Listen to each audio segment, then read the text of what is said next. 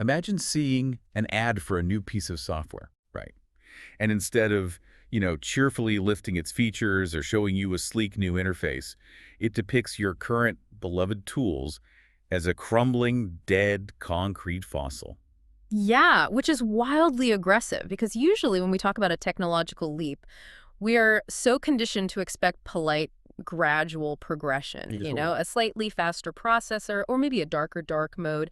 Tech companies generally want to hold your hand and gently walk you into the next fiscal quarter. Right. They rely on familiarity. The new model usually looks, well, fundamentally like the old model, just with fewer buttons, or maybe a thinner bezel. Because incremental evolution is safe. It doesn't insult the workflow you've spent the last 10 years mastering. But then you come across a piece of promotional material that totally throws that polite progression out the window. Yeah. I mean, how does a single image communicate a massive disruptive leap in experience? By making the old look like a literal ruin and the new look like touchable high-voltage magic. Welcome to today's deep dive. Our mission today for you is a really fascinating exercise in visual analysis. We are unpacking a single, highly evocative promotional image that teases an upcoming platform called Cadence LL. And honestly, it is a masterclass in how visual design can completely manipulate your expectations. I mean, making you crave a product before you even know its technical specs. Okay, let's unpack this. Because to set the stage for you, the overarching layout is a stark, side-by-side split screen. It's divided right down the middle. Yeah, it basically acts as a high-stakes visual tug-of-war. The entire image is dominated by an aggressive contrast. Right. It's demanding that you take a side while making it incredibly obvious which side is the winning one. So, if the old tools are decaying concrete, how does a company convince you to abandon them? I mean, to understand where Cadence II is taking us, we first have to examine the baseline it is aggressively leaving behind. Yeah, the whole left side of the image. Right, the entire left side features the word OLED stamped in these blocky industrial metallic letters, and it's situated over this dark, grayscale, cracked, stone-like texture. It literally looks like decaying asphalt that has been baking in the sun for 40 years. Which is such a fascinating choice of material for digital software. Mm. You normally associate code with weightlessness, with the cloud. Totally. Grounding it in heavy masonry completely changes the psychological profile of the tech. And floating over this cracked concrete is a simple, solid black eighth musical note. Yeah. And underneath that, there's a standard, jagged, two-dimensional audio waveform. Right, the kind of visualization you've seen a million times in any basic audio recording app.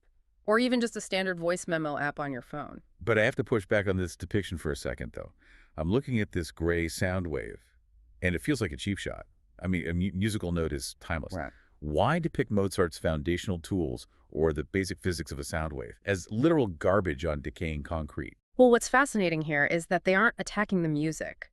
They're attacking the medium. Ah, okay. Think about how we have interacted with digital audio for the last 30 years. DAWs haven't fundamentally changed. They're just digital versions of physical tape machines, right? Right. The tracks go from left to right. The waveforms are just flat, two-dimensional lines. Exactly. It is a highly functional but incredibly static way of visualizing something that is inherently fluid and emotional. It feels like they're suggesting our current tools are literally too heavy and rigid for modern creativity. Yeah, that visual choice of a monochrome palette and those cracked textures, it inherently frames traditional audio representations as fragile and fundamentally outdated. It's like looking at an old, functional but limited heart monitor in a hospital. Oh, that's a good analogy. Because the traditional flat sound wave tells you the patient is alive. It goes beep, beep, beep, beep. But it doesn't tell you anything about who the patient is, Right. or what they are feeling, or the nuance of their condition. It's flat and uninspired.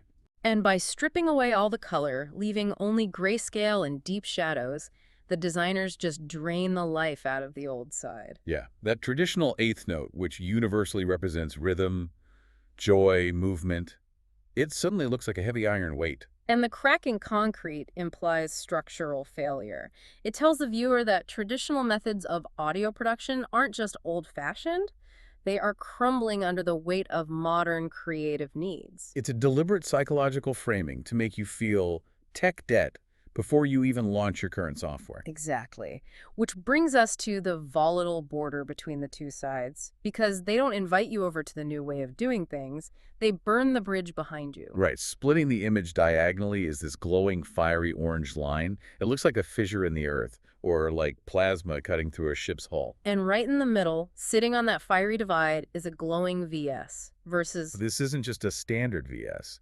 It uniquely features a bright fiery arrow integrated right into the lettering, pointing definitively to the right. Pointing towards the new. So what does this all mean? Well, if we connect this to the bigger picture, you have to look at the geometry of graphic design. Okay. A vertical line would imply a simple side-by-side comparison, like two different brands of cereal on a supermarket shelf. You can choose either one. Right, a neutral choice. But a diagonal line implies motion, instability, and a shift in power. The transition isn't peaceful or blended, it's a fiery rupture. So the old isn't smoothly transitioning into the new is actively burning away the old. Exactly.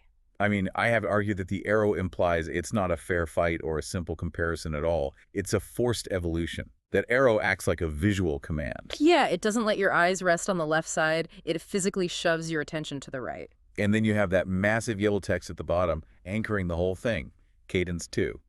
The word cadence traditionally means rhythm, right? The natural flow of a sequence of sounds. Yeah, it's a fundamental concept of time. But adding the tika, the Roman numeral 2, feels like a total reboot of the concept itself.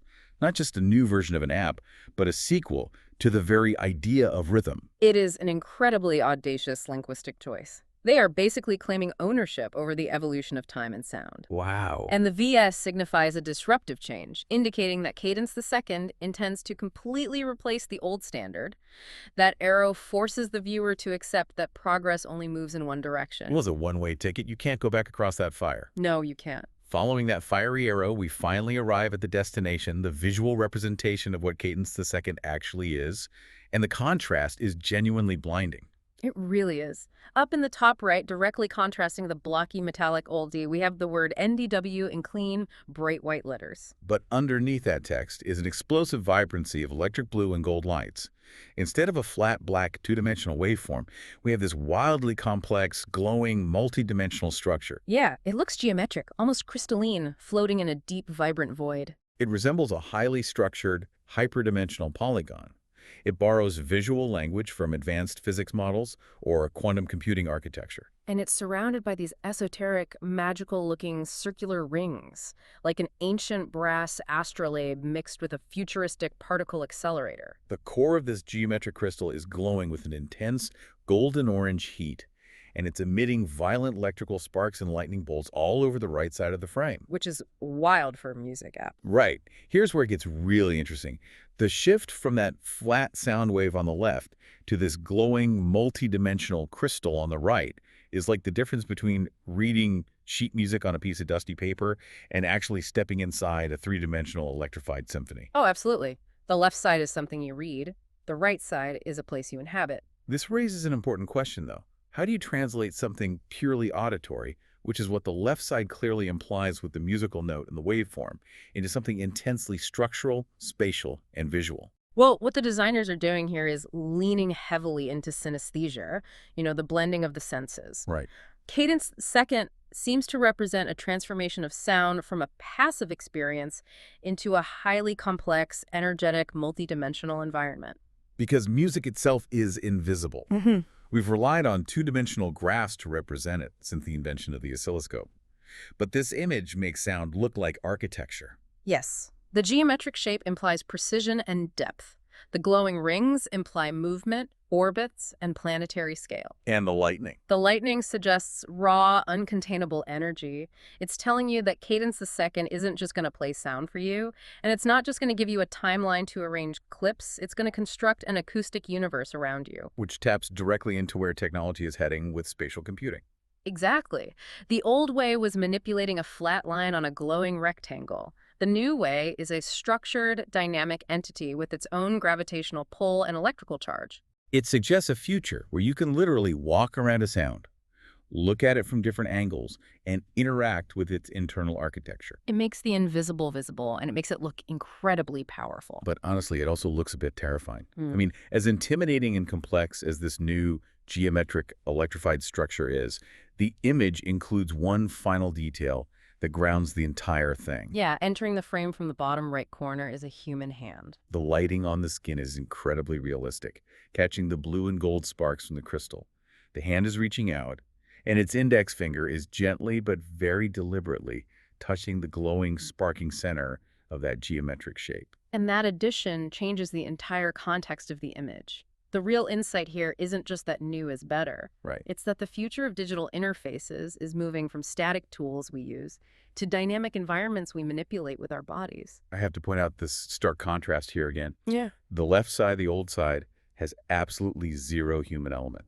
It's just cold, dead symbols on concrete. A system that doesn't need you or care about you. Exactly. The right side actively invites physical touch. But looking purely at the visual evidence, is it safe to touch? It is literally sparking with high voltage electricity. Yeah. The rational brain says, do not put your finger in the quantum lightning. But the visual tension is the entire point. They want you to feel the raw power of the system, but notice that the hand isn't recoiling. There are no burn marks. Right. The touch is deliberate and commanding. It's showing you that while the technology possesses volatile power, the human user is the master of it. It immediately makes me think of Michelangelo's The Creation of Adam. You know, the painting on the ceiling of the Sistine Chapel where God and Adam are reaching out, fingers almost touching. Oh, that's a perfect comparison. But this is like the creation of Adam for a digital high-tech age. Instead of God giving the spark of life to humanity, humanity is reaching into the digital void and interacting with the spark of creation itself. We are the ones giving life to the machine. The human hand demystifies the complexity. Advanced generative engines and multidimensional interfaces can be incredibly alienating to an everyday user. They can make you feel small or incompetent. Yeah, overwhelmed. But by putting the human hand right in the center, touching the core, it makes the user the conductor of this electrified symphony. It shifts the power dynamic. The old way was rigid and unresponsive. You pressed a key on a keyboard and you watched the waveform go by on a screen. The new way is a tactile, responsive medium that reacts to your very touch. The hand proves that despite the overwhelming technological complexity, the system is designed to be shaped entirely by human intent. You don't just hear the music, you mold it like clay. It's such a brilliant piece of visual persuasion. It really is. Before we even know the exact technical specifications of what Cadence II actually is, whether it's a revolutionary new DAW, an immersive virtual reality music platform, or some new AI generative sound engine, we already feel what it's supposed to do. We feel the leap from the two-dimensional past to the spatial future. The marketing is doing the heavy lifting by reprogramming our expectations of what a software upgrade should even feel like. So to briefly recap this incredible visual journey we've taken for you today, we started on the left, examining the cracked, static, gray past. A brutalist world where traditional audio was just a flat line on a dying screen, framed as fragile and fundamentally out of date. And we were then forced across that fiery, disruptive border by a literal arrow, a declaration of forced evolution. Finally, we arrived in the vibrant, multidimensional future promised by Cadence II, moving from a passive, two-dimensional symbol to an interactive, electrified, three-dimensional structure that we can actually reach out and manipulate. It perfectly illustrates the conceptual journey from being a passive observer of technology to an active creator within a digital environment. Yeah, it really does. I want you, listening right now, to think about how powerful visual language truly is. A single, well-crafted image has just dictated your entire expectation of a tool or platform you haven't even used yet. It doesn't need to give you a manual. It gives you a feeling. Exactly. It promises to turn you into a maestro of digital lightning. Yeah. And it leaves us with something pretty deep to ponder. If the future of rhythm and sound, this Cadence II, is evolving into a complex, multidimensional structure that you can physically interact with, that you can mold with your bare hands, how will that entirely change the way we experience silence?